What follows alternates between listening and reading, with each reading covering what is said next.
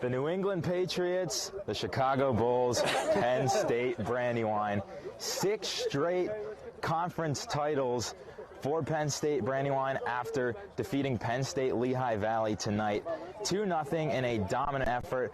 I'm here with winning head coach Tom Grinawalt and MVP Chris Manfull. Guys, 6 straight, I believe 8 of the last 9. How do you do it? Listen, it's players like this. You know, every year we have we have transition with players. It's been almost 20 years since Penn State Mont Alto took home the volleyball championship crown. Randy Hood, Kylie Denlinger helped put an end to that today. Penn State Mont Alto defeats Penn State York in straight sets. I'll extend this to both of you. What does it feel like to be a champion? I'll say, first, it's surreal. We've been working for it all season. Like, I've been, 3:30 a.m. I was awake just thinking about this game. It's unreal right now. It's pretty awesome. It's pretty awesome. We just keep bringing them in and just doing good things here. Yeah, you put it perfectly, Chris. You have a game-winning goal tonight.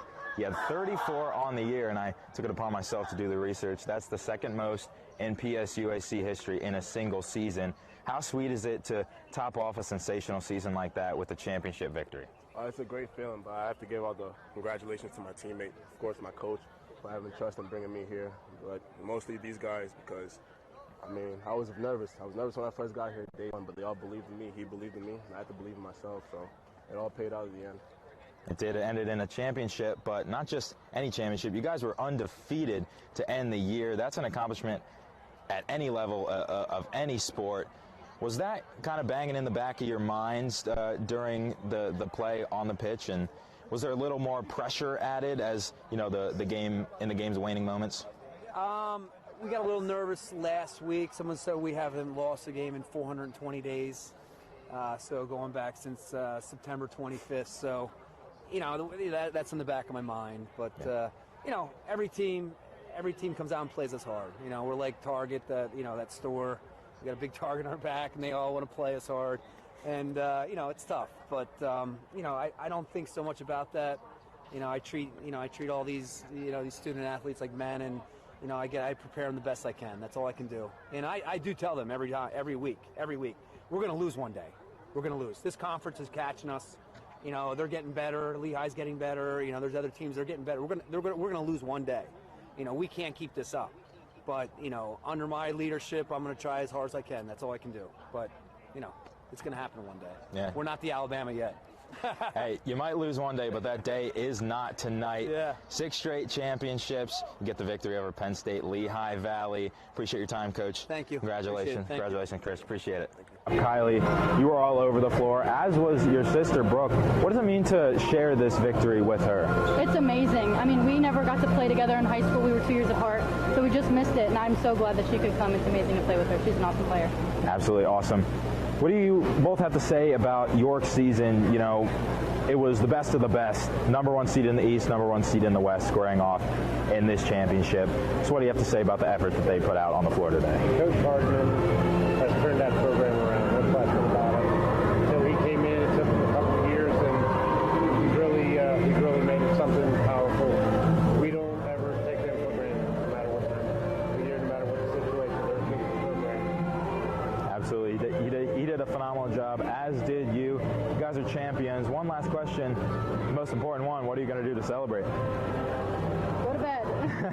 Get some rest, get something to eat on the way home, probably make a lot of noise, and watch a fun movie, ready for nap. Love it. Well, congratulations once again. Thank you for your time. You bet. Thanks. Thank you. I'm Zach Donaldson here with head coach Keith Hartman. Coach, the 2022 PSUAC Awards, they were announced earlier this week. You're a back-to-back Coach of the Year. How does that feel, and what's your secret? Humbling. Secret, find good players. Find good players that believe in your culture, believe in your hard work ethic, believe in your commitment, and they do the rest. And that's exactly what you saw here, why we went 12-0 in the regular season. It's because these ladies put the effort into it. And again, I can't see how proud I am. This is a team of overcomers.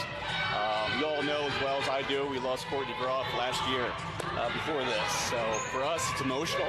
But at the same time, we're ready to be back here, ready to show what we're made of this year as a team, and give hopefully the fans that they've always wanted to see the highlights that they deserve. Absolutely. You mentioned the loss of Courtney Groff. I'm sure you guys want to come out, do it, win it for her. You came up a little bit short last year, and I'm sure that's some of the motivation that you're using this time around. Yeah, I think everyone saw that. A couple teams saw that in the crossover match against Craig again. We came out on fire. Again, hats off to our ladies, come up with the energy of, hey, we got this. We want this. But this whole season has been about Courtney. We've been about Courtney, one, to remember her in a way that she's always deserved to be remembered. So the girls wear the great jerseys on their back that say play for court. Wear the number 3 jersey on the back of the seat, every match, and we're here for her as well. And we're here for her family. Leah, Chris, we love you. So if you're watching, we love you. All the girls are going to go out, show their best effort today for Courtney, but leading the way for you guys, a back-to-back East Player of the Year in Jess Dunbar. Just talk about what she brings to the table on the court. Her energy, her leadership, her power, just her ability to play. Again, you got to look at a young lady who came in as wanting to be a middle in high school, middle in college, and then she came over and transferred to us. We made her outside. I think we made a good choice in that matter because she's produced so well for not only our team, but the team morale as a whole. When she pounds the ball, it's just something magical to watch. So she brings in the energy of leadership. Again, she's a senior. Going to be back in the fall next year, play for us again, but we're excited for what she's done for the program as well. Absolutely. Well, Coach, best of luck today. Thank you very much. Thank you, guys. Thank you. Back to this one, though. Sean McNeil for the Buckeyes. Fake the 3 is swatted by Funk. Sent packing, and the Nittany Lions will take that onto their side of the court. Pickett on the far wing. Guarded by Isaac Likely. Post up, steps back behind the three-point line for the moment. Now working towards the middle. Puts the ball on the ground, spins, fade away, got it. Jalen Pickett.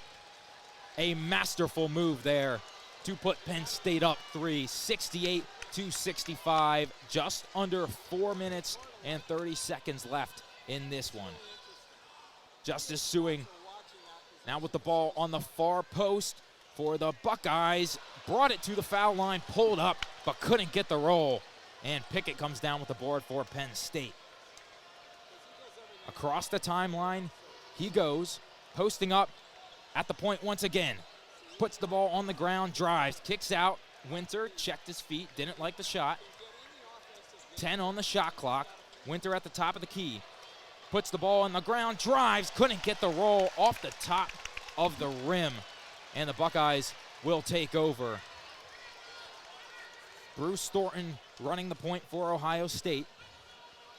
Thornton pitches it to Bryce Sensabaugh, who's been quiet. Sensabaugh on Lundy, pulls up, back iron. Lundy had the rebound for the moment, was poked away. And Penn State, Miles Dredd, able to gain possession after it ricocheted a couple times and pick it quickly into the half court. 3:15 on the game clock, 15 on the shot clock. Cam Winter sizing up Likely, dishes it to Pickett, who has Thornton on him. Posting up at the far elbow. Pickett dishes it out to Winter. Winter back to Pickett on that far elbow. Spins, goes into the middle of the paint, puts it up and in. Jalen Pickett is taking over. How about this, Zach? 3 fouls, no problem for Jalen Pickett. He's been able to step up in a big-time way for the Nittany Lions. 70-65. Pickett the last 2 buckets. Now here's Sensabaugh getting a word in. Give him 20. The leading scorer on the game. The freshman sensation continues his run for the Buckeyes. 2:25 on the game clock, 18 on the shot clock. Penn State possession. Cam Winter with the rock for the Nittany Lions. Near wing, guarded loosely by Sean McNeil. Crosses him over, slices and dices into the paint, but the layup too soft. And it looks like possession is going to stay with the Nittany Lions following a media timeout on the floor. They cling on to a 3-point lead, 70-67, 2:11 left. We'll be right back, but don't go anywhere. In fact, fasten your seatbelts. We're coming in for a landing, an exciting finish in store here at the Nut House.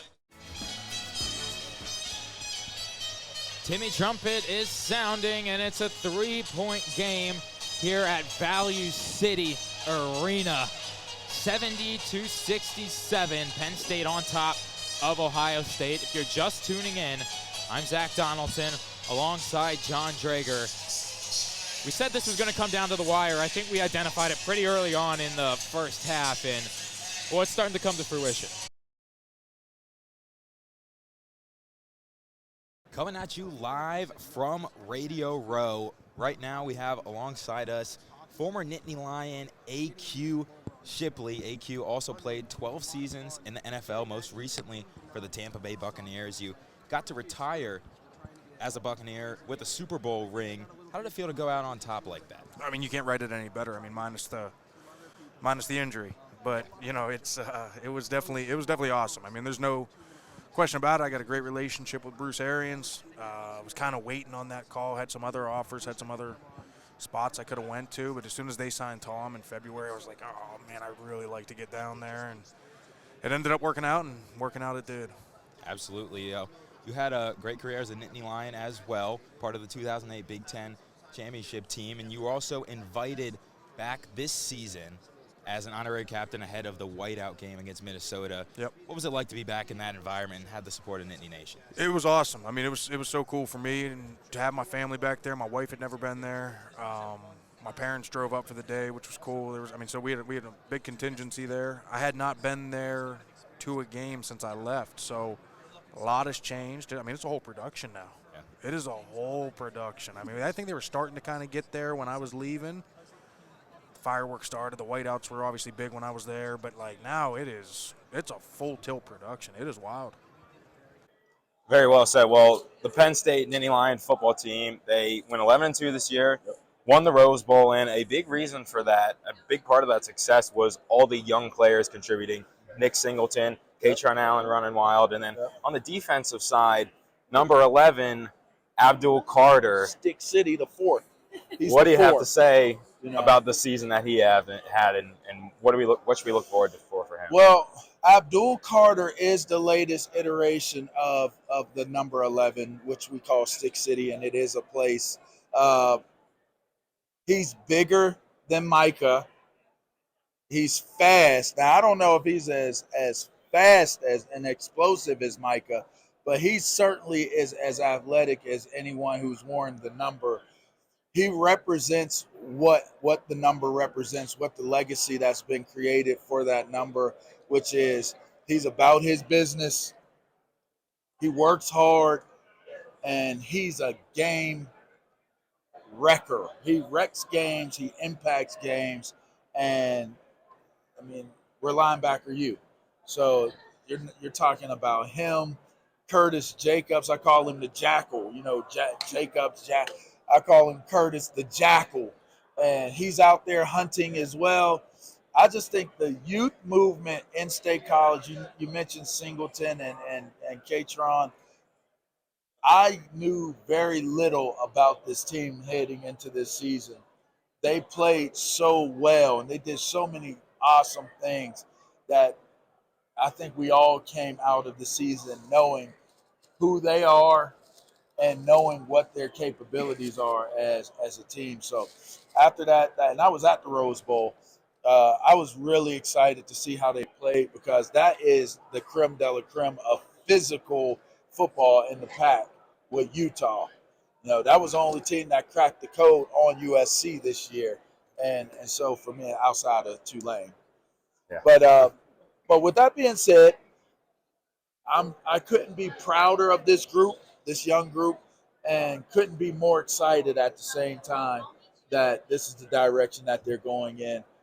It's been a long time coming. Coach Franklin and company have done an excellent job of recruiting and really building belief. And I just hope that the community, the Penn State community, continues to support them, the coaches and the players, because I feel like we're right there at the cusp of being the type of program that can take that leap to the next phase, the next level, where we could possibly be challenging for the Big Ten year in and year out and joining the college playoff. Well, thank you again, and Thank you. can we get a "We Are"? Penn State. You want to Thank do it one more time? You want to do it? We are? Penn State. You want to do it one more time? We are. Penn State, and then what do we all say together? Thank you. You're You're welcome. Yeah.